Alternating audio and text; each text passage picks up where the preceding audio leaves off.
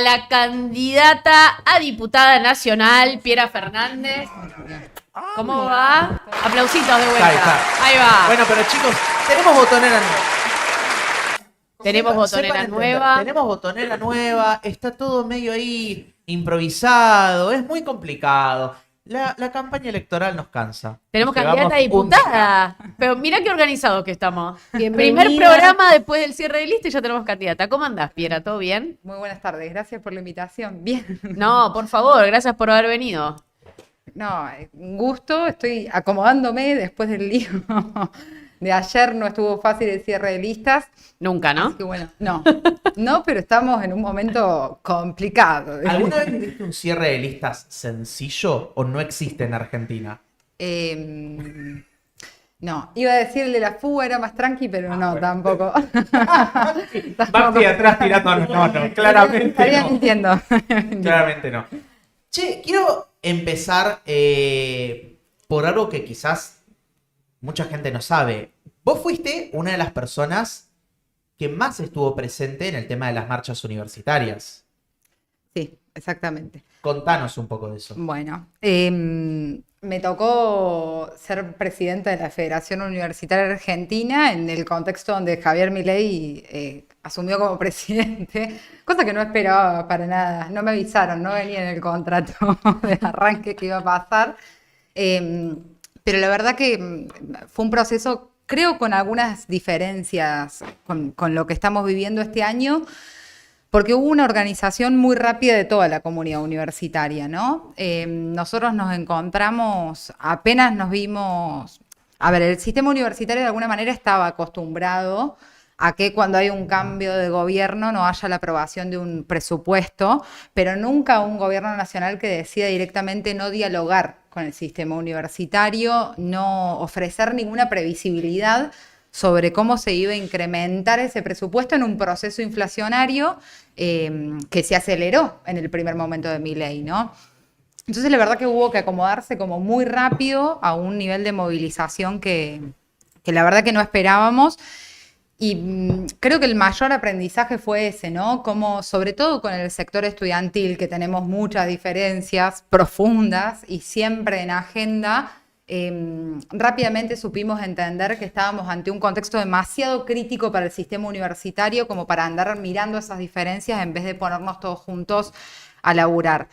Así que bueno, ahí se empezó a gestar todo un proceso de lucha que tuvo sus clases públicas, sus jornadas de visibilización, hasta llegar a la primer movilización del 23 de abril del año pasado, una movilización realmente histórica. Tuve además el enorme honor de ser la persona que dio lectura a ese documento unificado, que escribió todo el sistema, los rectores, los docentes, los no docentes, los estudiantes. Y bueno, eso también implicó un momento de mucha exposición, de mucho laburo, que después hubo que sostener, ¿no? Porque esa movilización, si bien logró un incremento para los gastos de funcionamiento por debajo de la inflación, pero recuperando gran parte de la pérdida, después hubo todo un año de lucha por la cuestión salarial, las becas de los estudiantes, el financiamiento del Sistema Científico y Tecnológico Nacional, toda una serie de demandas que hasta el día de hoy siguen completamente vigentes porque seguimos sin respuesta por parte del gobierno nacional. Te quería consultar también cómo ves la economía argentina, porque es algo que discutimos mucho nosotros, que muchas veces decimos, bueno, pareciera como que la inflación, y aclaro digo pareciera porque uno ve los números del INDEC, dice 1.3, 1.5, 2 puntos. Ahora, cuando uno sale a la calle, no se refleja eso en los precios. Ves que los precios siguen subiendo, ves que la economía no tiene control. Si tuvieras que hacer un análisis así, bien graficado de lo que pasa con la economía Milei, ¿cómo sería? Mirá, varias cosas me gustaría decir. Lo primero es que creo que hemos entrado en un periodo de cierto consenso o de dos grandes consensos que costaron un poco para la Argentina y que Milei tuvo éxito en eso, entre comillas, ¿no? Por un lado, un consenso prácticamente absoluto de todo el arco político de la necesidad de no tener déficit fiscal o tener más o menos equilibradas las cuentas del Estado. Por supuesto que con el nivel de deuda que tiene Argentina, tendríamos que ponernos a ver la letra fina de cuán real es ese equilibrio fiscal que tiene el país hoy, ¿no? Y en segundo lugar, creo que otro consenso es la necesidad de controlar la inflación, que el gobierno, sin lugar a dudas, es el mayor éxito que tiene para mostrar de cara a estas elecciones, pero tal cual como vos decís, un impacto que no se siente cuando uno sale a la calle. Porque te doy particularmente el ejemplo de los docentes universitarios y de los trabajadores universitarios que mencionaba recién. El salario ha ido perdiendo todos los meses contra la inflación. Absolutamente todos los meses contra la inflación desde que asumió Milei. Sin lugar a dudas, cuando hablamos de trabajadores estatales y cuando hablamos de docentes y no docentes universitarios, estamos hablando de uno de los sectores probablemente más afectados, ¿no? por la situación económica y por la baja en sus salarios, por la pérdida del poder adquisitivo, y llevan en el sector universitario un 40% de pérdida del poder adquisitivo. Pero es también lo que le está pasando a otros sectores. En un país que tiene un alto nivel de informalidad, que sobre todo afecta a las juventudes. La inflación del primer trimestre de este año dio 7,9 según el INDEC, más alta que la del año pasado. ¿Dije el desempleo o dije la inflación? ¿Qué dije? La inflación. Dije mal, voy de nuevo. El desempleo en este primer trimestre me di cuenta después, dije la inflación. El desempleo dio mucho más alto, eso también es un indicador económico que hay que mirar. Y bueno, por supuesto también sabemos que cuando no se está apostando, que creo que es lo que falta construir como proyecto político que realmente genere expectativas, confianza sobre la sociedad, es un proyecto de desarrollo de país, que no apueste a la timba financiera, digamos, sino que apueste verdaderamente a un modelo productivo que genere puestos de trabajo, que genere desarrollo económico. Y eso es muy difícil si un país, por ejemplo, no está invirtiendo en la producción científica, en la producción tecnológica, en el desarrollo estratégico, por ejemplo, de empresas públicas nacionales. Bueno, digo, es muy amplia la pregunta para decir todo, ¿no? Pero en términos generales yo lo que creo es que hoy hay un cascarón que se ve desde afuera que parece que se está estabilizando y hay cierta confianza de la gente, pero que son costos que al futuro vamos a pagar. Sobre todo las cosas, y cierro con esto porque me estoy extendiendo mucho, pero hoy también ese equilibrio fiscal que vende el gobierno se logra también a costa de cosas que en algún momento va a haber que pagar. Porque no se puede desinvertir para siempre en obra pública. No se puede desinvertir para siempre en salud pública y en educación pública. En algún momento va a haber que reparar el daño terrible que está haciendo este gobierno. Entonces, bueno, si no tenemos además un Congreso que esté fijando con claridad las prioridades, tenemos un futuro que se nos avecina que realmente va a ser difícil.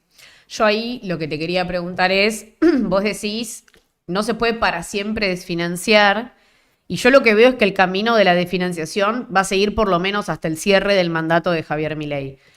¿Qué crees que puede pasar con las universidades? Dijiste que los trabajadores de la universidad, que incluye personal docente y no docente, cayó un 40%.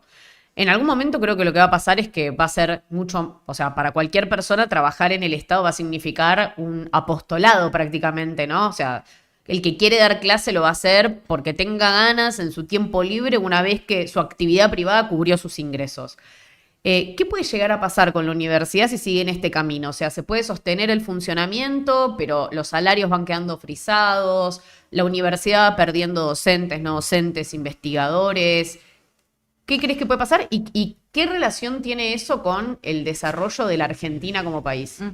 Mira, hoy ya está pasando a grandes rasgos, y después podemos ver los pormenores, que lo que se está atacando, lo que se está perdiendo son los dos pilares fundamentales que para mí tiene la educación pública, el sistema universitario público argentino, que lo hacen reconocido internacionalmente. Por un lado, su acceso irrestricto. Porque cuando vos tenés, por ejemplo, un programa de becas como el de Becas Progresar, que ha perdido desde que asumió Milei hasta el día de hoy más del 60% de su poder adquisitivo y se ha reducido drásticamente la cantidad de becas que se otorgan, vos lo que estás haciendo es que cada vez más estudiantes te queden excluidos del sistema. Pero el otro pilar fundamental que se está rompiendo es el de la excelencia académica. ¿Por qué? Porque como vos bien decís, Maru, la vocación de los docentes y de los trabajadores universitarios tiene un límite que es cuando no puedo poner el plato de comida arriba de la mesa en mi casa.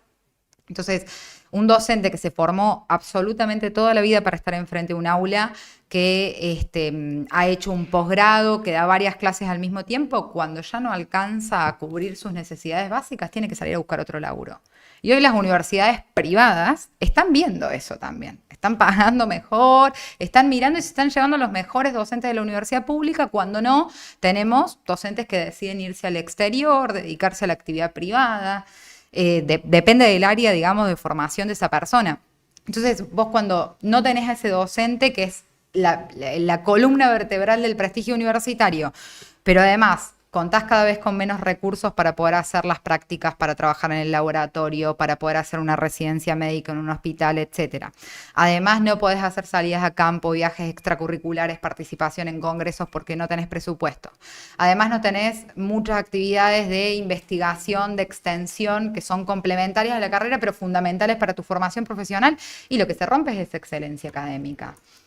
Entonces, ¿por qué es importante o qué efecto tiene sobre el desarrollo de la Argentina? Y que vos estás perdiendo la posibilidad de tener recurso humano altamente calificado, que es una de las características absolutamente diferenciales que tiene nuestro país hoy, ¿no? Y que sobre todo se profundiza la necesidad de tener ese recurso humano cuando vos tenés en el mundo regido por una economía del conocimiento. Que hoy te dicen, la manera de producir valor en un país es a partir de producir innovación científica, tecnológica. Entonces, a ver, el caso del CONICET, que yo creo que fue un gran acierto, fue un gran ejemplo. Empezaron toda una discusión, si había financiamiento del exterior, etcétera. Pero lo que estaba poniendo la Argentina era fundamentalmente su recurso humano, que es de los más formados en la región. Entonces, es muy difícil pensar cómo nos seguimos proyectando si vamos a tener cada vez menos de ese recurso humano formado y, por supuesto, menos producción científica, porque el 70% de la producción científica que se genera en Argentina se hace en la universidad pública. Y un montón de equipamientos con los que hoy cuenta la universidad son menos médicos, son menos docentes, son menos veterinarios y veterinarias, son menos psicólogos, menos abogados que vamos a tener el día de mañana.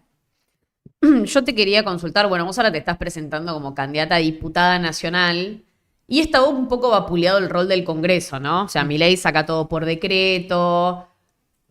¿Por qué te presentás a diputada nacional? ¿Qué importancia tiene un diputado nacional con un presidente que se cree emperador y que tiene ahí su ministerio de desregulación y quiere vaciar al Estado? ¿Para qué existe el Congreso? No sé si viste que Robertito, un periodista, estaban pasando unas imágenes en La Nación y pasan la foto del Congreso y él dice, qué ganas de meterle una bomba y reventarlos a todos. Los tiempos de la época que corren. A ver, muchísimas cosas. No sé por dónde arrancar, porque cuando me decís lo del Congreso me da muchas ganas de hablar un poco de cómo construye su relato Milei, ¿no? Y cómo ha encontrado en el Congreso un enemigo, pero creo que muy contracultural lo que voy a decir, pero justamente el Congreso es probablemente la mayor herramienta que tengamos hoy los argentinos para ponerle un límite a Milei. Ese equilibrio de poderes que está tan bastardeado en la Argentina, probablemente con algún merecimiento, ¿no? Porque tenemos un montón de diputados y diputadas que nos han hecho sentir mucha vergüenza en el último tiempo. Pero también creo que quienes reivindicamos la política como herramienta de transformación, tenemos la tarea indispensable de también reivindicar muchos diputados y diputadas nacionales que también nos hicieron sentir orgullosos en este tiempo, porque los hubo. Entonces digo, si no encontramos dentro de las herramientas de la democracia, en ese Congreso, la opción para poner un límite, como decía recién, para fijar prioridades, para establecer cuál es el rumbo del país y sobre todo para resistir ante un desguace que nos va a costar muy caro, que nos cuesta caro hoy, pero que nos va a costar mucho más caro en el futuro, la verdad que es muy complejo porque nos vamos quedando como sin herramientas. Yo soy de las que creen que en el mundo de la resignación, a veces me gusta decir, como transitamos hoy, apostar por causas que la mayoría de la gente da perdida, como el Congreso, porque es verdad, la mayoría de la gente hoy no habla bien del Congreso de la Nación, pero apostar porque el Congreso puede ser distinto, Creo que es un poco lo que me moviliza, entendiendo que uno tiene muchas cosas en contra, pero que con laburo, con dedicación y sobre todo con la construcción de un proyecto que es colectivo, que lo tiene a Martín Lustó en la cabeza, pero que tiene toda una organización política detrás que cree que el Congreso tiene que estar para defender a la universidad pública, a los jubilados, a las personas en situación de discapacidad. Creo que tenemos que construir esa trinchera de resistencia porque en algún momento la historia lo va a agradecer. Estoy convencida de eso.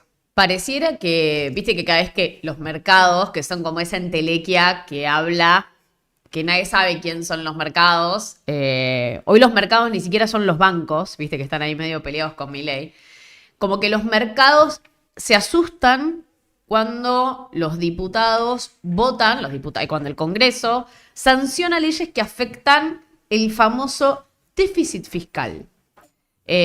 ¿Vos qué opinás ahí? ¿Cuáles son las cosas que un diputado debería tener en cuenta a la hora de sacar una ley que obviamente el Estado algo de guita tiene que poner, no sé, para la emergencia en discapacidad, para la emergencia universitaria, para la ley pediátrica? Mira, yo insisto en que el rol fundamental del Congreso, y por eso tiene también el Congreso que votar una ley de presupuesto nacional, no puede ser que llevemos 2 años seguidos sin ley de presupuesto, es el de fijar prioridades. Entonces, no es caer en la trampa de que siempre el déficit lo generan las personas con discapacidad, la salud, los médicos, las universidades públicas, pero que de un asesor de Adorni cobre lo que equivale a 4 salarios docentes universitarios, no decimos nada. O que la CIDE haya quintuplicado su presupuesto, no decimos nada. Entonces, me parece que ahí hay una discusión, con la complejidad que conlleva esto de los mercados, que tiene que ver con construir previsibilidad, construir confianza, tener responsabilidad, sin lugar a dudas, pero también tener criterios objetivos para establecer prioridades, porque si no, viste, nos cagamos de risa en la cara de la gente. Es para ver quién se hace cargo del ajuste, ¿no? Porque como que el jubilado, el docente, el médico, el pobre se hacen cargo del ajuste. Bueno, de alguna manera entonces, para vos el Congreso tiene el rol ahí de representar la voz de las personas que no son los mercados, porque yo siento que los mercados ya tienen su representación, ¿no? Que está en Javier Milei, que tiene la mayoría. Ahí preguntándote un poco en el tema de la agenda, un poco me imagino que va a estar vinculado con la educación, pero la agenda de campaña, ¿en dónde crees que la va a enfocar Ciudadanos Unidos? Mira, Ciudadanos Unidos es un proyecto que no solamente tiene su representación en la capital, sino que además viene anclado en un armado encabezado por los gobernadores, buscando justamente construir un proyecto mayoritario que entiende que no queremos volver atrás, que no queremos volver al pasado, que el kirchnerismo hizo mucho daño en un montón de sentidos, pero que tampoco nos gusta este presente cargado de injusticias, cargado de desigualdad, cargado de crueldad, cargado de violencia, de una violencia simbólica muy fuerte y permanente que tiene el gobierno.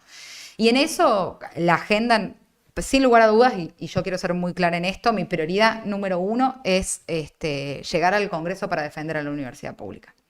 Eso, sin lugar a dudas, es lo que me moviliza, es por lo que milito hace un montón de años, pero también tiene que ver con lo que mencionaba recién, con pensar un Estado estratégico que promueve el desarrollo, que cuide la producción, que cuide los puestos de trabajo y que a su vez cuide el equilibrio fiscal.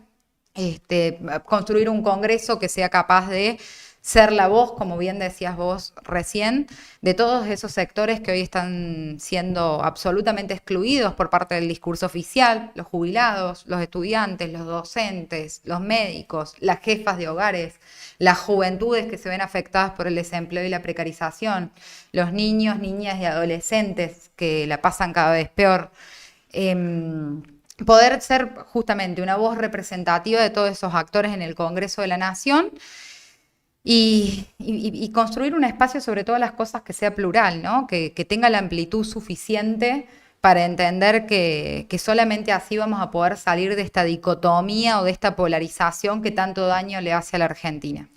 Yo tengo una pregunta respecto a eso, que en el Congreso, más allá de debatirse temas financieros y leyes que regulen determinadas cosas, también hoy se están debatiendo cosas que pasan en el escándalo del día a día que es la Argentina, como por ejemplo el tema del caso Libra y ahora cuestiones que también son federales porque afectan a todo el país, como el tema de la causa del fentanilo.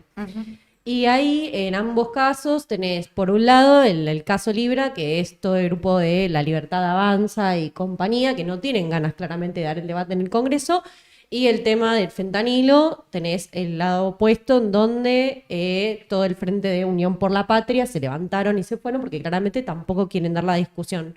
¿Cómo ves vos estar ahí siendo, básicamente la postura del centro, donde debaten estos temas, en donde claramente van más allá de cuestiones partidarias? ¿Y cómo ves en ese sentido un poco el debate en la Cámara? Me hice acordar una cosa. ¿Cómo es la frase de Milei que dijo un día que los que no se auditan es porque... ¿Cómo era? Porque tienen que esconder cosas. Porque tiene que esconder cosas. Bueno, hay que contarle a Milei que hoy la UBA está siendo auditada, que la gran mayoría de las universidades del país entraron dentro del plan de auditorías de la AGN y están siendo auditadas. No entiendo por qué no deja que se controle lo del caso Libra o lo del fentanilo. ¿Qué tiene que esconder? ¿Van a responder? Eso también. Mira, la verdad es que esa complicidad que hay entre el kirchnerismo y la Libertad Avanza a la hora de ocultar este tipo de cosas es la que tenemos que erradicar del Congreso de la Nación. Por eso nace Ciudadanos Unidos, porque no queremos ser cómplices de esos pactos. Pactos que nos trajeron, por ejemplo, a no tener presupuesto nacional, que deriva en la situación de las universidades, pactos que se están llevando por delante la credibilidad, sin lugar a dudas, de un presidente, como es el silencio que hay con el caso Libra, pactos que terminan cobrándose vidas, como en el caso del fentanilo, ¿no? Entonces, no podemos dar lugar a eso. Ahora, me hiciste acordar también una pregunta que recién estaban viendo las listas. ¿Contaron cuántos ex-kirchneristas hay en las listas de la Libertad Avanza? De eso te ¿Le quería leíste preguntar la yo. mente? Mira, ¿Te leyó la mente? Tremendo, pero tremendo. ¡Amo! Te ganaste nuestro voto por leer mentes. Ahí está. Porque yo te quería preguntar por esto mismo. O sea, hay algo que siempre se comenta que es, bueno, tenemos que dejar al kirchnerismo. ¿Viste esta famosa frase que para mí es bastante repugnante cuando hicieron alusión al nunca más en referencia al kirchnerismo? Pero ves la lista de la Libertad Avanza y decís, es el meme de Spider-Man, ¿viste? Señalándose ellos mismos. Incluso cuando tenés a Sebastián Pareja diciendo, a nosotros no nos interesa de dónde vengan, nos interesa que levanten la mano. Firma Sebastián Pareja. ¿Qué te pasa cuando ves eso, por ejemplo? Cosas. A ver,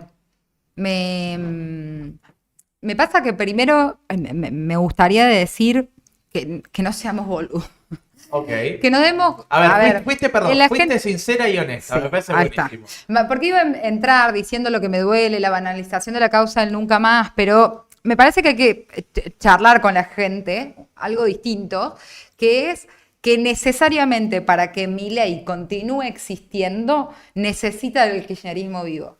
Y el kirchnerismo necesita, para seguir teniendo fuerza y para conseguir siendo hoy uno de los principales espacios opositores, que Milei sigue existiendo. Entonces digo, tienen un discurso que para mí desde lo político es profundamente peligroso porque es la aniquilación del otro y eso en un discurso democrático no debería tener lugar, pero al mismo tiempo tienen una convivencia necesaria e indispensable para poder coexistir políticamente, porque no existe el uno sin el otro. Entonces que no nos comamos el verso, en primer lugar, de que hay que votar a tal porque esa es la única manera de ponerle fin al otro. Estamos entrando en un péndulo del cual los únicos que terminamos siendo presos somos los ciudadanos argentinos. Y en segundo lugar, hay algo de esa cuestión de la disciplina que es muy fuerte. No puedo evitar pensar una cosa, y me corro un rato, charlo acá como militante. Estoy justo leyendo Los Ingenieros del Caos, que está bastante de moda, y acabo de terminar de leer un capítulo que habla de cómo fue toda la construcción política del movimiento 5 Estrellas en Italia, ¿no? Y cuentan justamente eso, los tipos cuando van hacia sus primeras elecciones y consiguen, creo que en año 2013, creo que alrededor de 160 bancas, si no me estoy acordando mal de lo que leí. Los tipos, la única condición que le ponían a los candidatos es que ellos no tomaban ningún tipo de decisión propia, lo único que tenían que hacer es levantar la mano cuando la cabeza del movimiento les decía que tenía que levantar la mano. Y lo más peligroso es que la cabeza de ese movimiento, con Beppe Grillo y con todo en realidad estaba mucho más determinada por qué es lo que decía el algoritmo y qué es lo que funcionaba en el lenguaje de las redes sociales que había que hacer que por una plataforma política real, ¿no?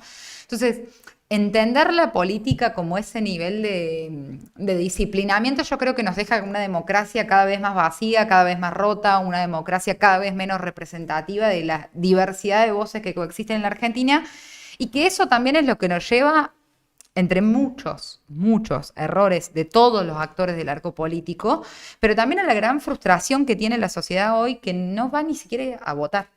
Yo te quería preguntar un poco sobre eso. Che, cómo nos está leyendo la mente. ¡Mal, boludo! Se dieron cuenta de esas cosas, ¿no? Yo les quiero decir que hay un chat que no les vamos a mostrar, en el que él dijo, mi próxima pregunta es por los cucas en las listas de la Libertad Avanza. Yo le dije, y la mía sobre abstención electoral. Así que Estoy bien orientada. acá estamos conectados. Lo que va a pasar probablemente, o lo que se vio por lo menos en la ciudad de Buenos Aires, que es el distrito que te va a tocar representar en estas elecciones, es que las comunas más pobres, la gente no fue a votar. Quizás, me imagino yo, una cosa de toda la vida estuvimos mal, estábamos mal con los anteriores, estábamos mal con este, ¿qué sentido tiene ir a votar si al final nos cagan siempre a nosotros? Y que las personas con más recursos sí fueron movilizadas. Con lo cual estamos, acá los autores de un texto que estaba leyendo ayer, estaban hablando de un voto calificado estructural. Como que de alguna manera, sin querer, se está definiendo que hay un grupo de personas que son las que van a votar, que serían las personas de mayores recursos. Y que esto generaría, bueno, un peligro de que con poca participación vos tengas la representación electoral. ¿Cómo crees que se puede convencer a ese grupo de personas que dice, ¿elecciones? ¿Democracia? ¿Para qué? No, si tuviera la respuesta a eso, estaría dando charlas de así convocamos a la gente a votar. No, voy a decir algo que es muy obvio y que creo que hay muchos que están diciéndolo, pero siento que no estamos convocando a esa gente, no le estamos hablando. Tampoco creo que lo vayamos a resolver en 2 meses, ¿no? Creo que desde Ciudadanos Unidos estamos intentando generar una propuesta que realmente, por lo menos en su agenda, por lo menos en su pensamiento, tenga esos sectores que son los más afectados por el contexto que estamos atravesando en el corazón. Pero no va a ser fácil. Digo, no sé, es un sistema que ha frustrado a generaciones tras generaciones. Sobre todo la mía, ¿no? Que nos empezamos a involucrar en política en los peores años, podríamos decir, de caída del kirchnerismo, y desde ahí ha sido una frustración atrás de otra. Primero el kirchnerismo, después Macri, después Alberto, ahora esto. Entonces, es muy difícil que en 2 meses seamos capaces de cambiar tantos años de decadencia democrática y de abandono de ese sujeto político que no está siendo convocado a nada.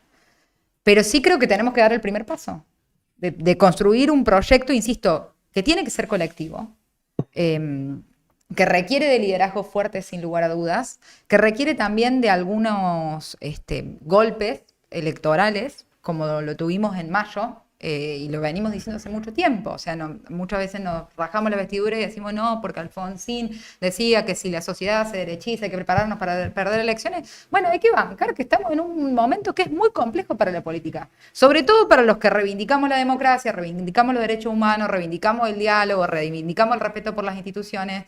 Pero bueno, yo creo que es una pelea que vale la pena, insisto en eso. Es una pelea que vale la pena porque si perseveramos, si tenemos la paciencia suficiente como para seguir apostando en ese proyecto colectivo, algún día vamos a empezar a interpelar y vamos a empezar a hacer más y hacer más y hacer más y hacer más. Y creo que esa tiene que ser la búsqueda. Poder construir un espacio que le permita alzar la voz a muchos actores que estuvieron muy silenciados durante este tiempo. Muchos dicen que la causa universidad es una causa elitista. No pisaron una universidad pública en su vida, digamos, ¿no? A mí me mata cuando dicen eso, porque digo esto no desconociendo que la universidad pública tiene un gran desafío de llegar a un montón de sectores a los que hoy no están pudiendo acceder al sistema universitario público argentino. Pero también hay que saber que hoy el sistema universitario tiene el 60% de sus estudiantes que son primera generación de su familia en acceder a la universidad pública. Digo, si hay algo en lo que puede demostrar estadísticamente que ha sido exitosa en la universidad desde el 83 hasta la fecha, es cómo se ha masificado y cómo ha incrementado el ingreso. Pero además de eso, digo, independientemente de la estadística, independientemente que el CIAS publicó un número el año pasado que indicaba que el 50% de los estudiantes universitarios hoy están por debajo de la línea de pobreza. Independientemente de eso, cuando uno transita la universidad, las historias con las que se encuentra, ¿no? A mí literal, me ha tocado porque tuvimos que hacer una serie de reclamos para que le den un lugar en el jardín maternal, cuidarle el bebé a una madre que venía a cursar la carrera de enfermería en la universidad. Nos ha tocado recibir a alumnos que venían del interior, que se queden un par de semanas a dormir en nuestras casas hasta que se pueda habilitar una residencia para que puedan estudiar. Hoy tenemos políticas desde los centros de estudiantes, a ella le costaba despegarse del rol, pero era poco. Pero políticas de conseguir descuentos, de becas, de apuntes, de desayunos, para paliar una crisis que se está sintiendo entre la comunidad estudiantil.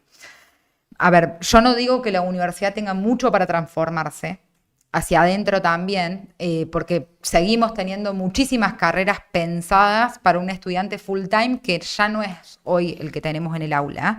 Pero también, digo, pensar que es solo para algunos es desconocer la realidad de las aulas. Yo estoy dando clases ahora en el conurbano bonaerense. La mitad de los estudiantes que tengo son mayores de 40 años. Son adultos que hoy pudieron acceder a una carrera universitaria porque tienen a la universidad cerca.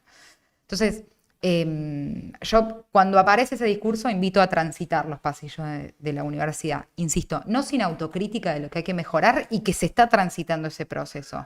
Pero también hay que saber de lo que hablamos, digamos, ¿no? ¿Vos ves a la comunidad universitaria movilizada o preocupada? ¿Se dan cuenta de lo que peligra? Más o menos. Sí, ese fue Sabe, no contesta. No. Ese Voy fue a como- quitar, Como voy a diría todo economista, depende. Depende. No, yo creo que no nos damos cuenta. La en universidad está general. haciendo un gran esfuerzo por sostener los servicios, ¿no? Sí. La universidad y también los estudiantes que la militan y las agrupaciones. La comunidad en general está haciendo un esfuerzo inmenso por mantener las puertas abiertas de la universidad. Porque es lo que te comentaba recién. Y muchas veces cuesta, ¿viste? Porque Yo soy sí, medio cínica, para mí hay que recortar un poco servicio para que se den cuenta y que peligra, si no mañana va a ser como de es golpe que- porrazo, es chau que, ¿qué universidad. pasa? Che, nos pasó a inicio del 2024 que las universidades preveían que tenían hasta determinado mes para poder pagar la boleta de la luz, que se había duplicado o triplicado en su valor, pero el presupuesto estaba congelado. Entonces las universidades empezaron a decir, yo puedo pagar la luz hasta mayo, yo hasta junio, yo hasta julio. La UBA dijo, bueno, muchachos, vamos a ahorrar de luz, así estiramos un mes más. Bueno, hubo un montón que criticaron, que fue un escándalo, pero fue un momento donde se palpó verdaderamente de, che, esto está en crisis real. Hoy las universidades, gracias a esa movilización, pueden pagar la boleta de la luz. Y de pedo, pero pueden. Insisto, gracias a la movilización del 23 de abril del año pasado, porque si no, no sé en qué situación estaríamos hoy.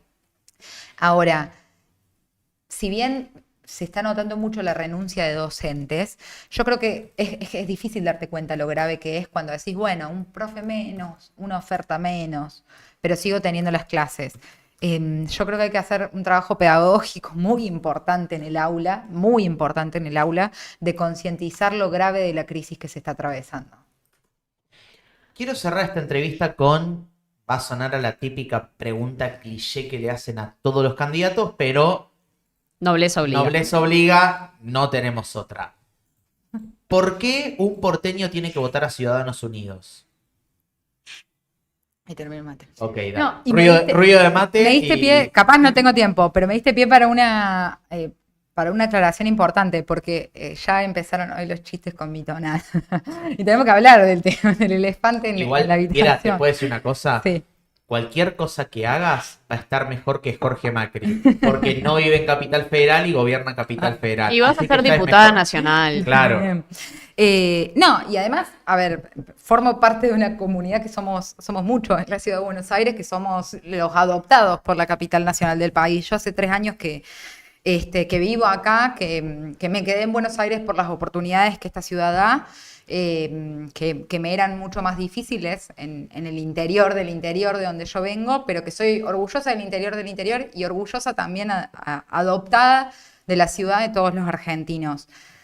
Creo que la ciudad autónoma de Buenos Aires ha sido históricamente una ciudad sin lugar a dudas sensible, con ciudadanos abiertos a las personas que venimos del interior, a las personas que vienen de otros lugares del mundo, que ha sido una sociedad con la mente abierta y que es una ciudad emblema de este país en todo el mundo. Y que se merece diputados de la nación que la cuiden, que la defiendan, que defiendan los intereses de Argentina, que sean diputados que tengan esa sensibilidad y que miren un proyecto de país que sea realmente ese país que anhelamos, ¿no? Un país que nos duele, un país con el que soñamos, un país en el que queremos vivir. Entonces, si realmente hay ahí un sentimiento de frustración con lo que nos viene pasando, si hay un sentimiento de frustración con un pasado que no nos gusta, que no nos representa, al que no queremos volver bajo ningún punto de vista, pero tampoco nos gusta este presente cruel, injusto, desigual, hay una alternativa. Y esa alternativa es Ciudadanos Unidos. Muy bien, aplausitos. Encima- ¿Salió spot? Muy bien, Para eso. muy bien. Ahí está.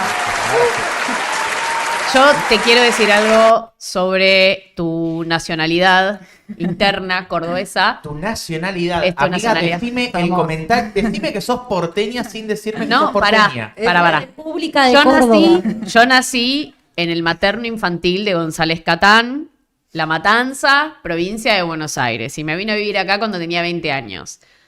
La ciudad de Buenos Aires es como Nueva York, ¿está bien? El neoyorquino es un coreano, un árabe, un colombiano. La ciudad de Buenos Aires, el porteño, tiene origen disímil. Lo que te hace porteño es vivir acá todos los días, tomarte el subte, tomarte el bondi, mentalidad porteña, ¿sí? Tómalo como quieras, cada uno entenderá qué es lo que es ser un porteño. Pero porteño no te hace el lugar de nacimiento, te hace la cuestión cultural. Así que yo como importada y porteña por adopción, te adopto como porteña. Y sos la representación del ciudadano porteño que es un culposo de clase, educado en las universidades mayoritariamente públicas, es un profesional o hijo de profesional, preocupado por la salud, la educación. Así que me parece que representás perfectamente el espíritu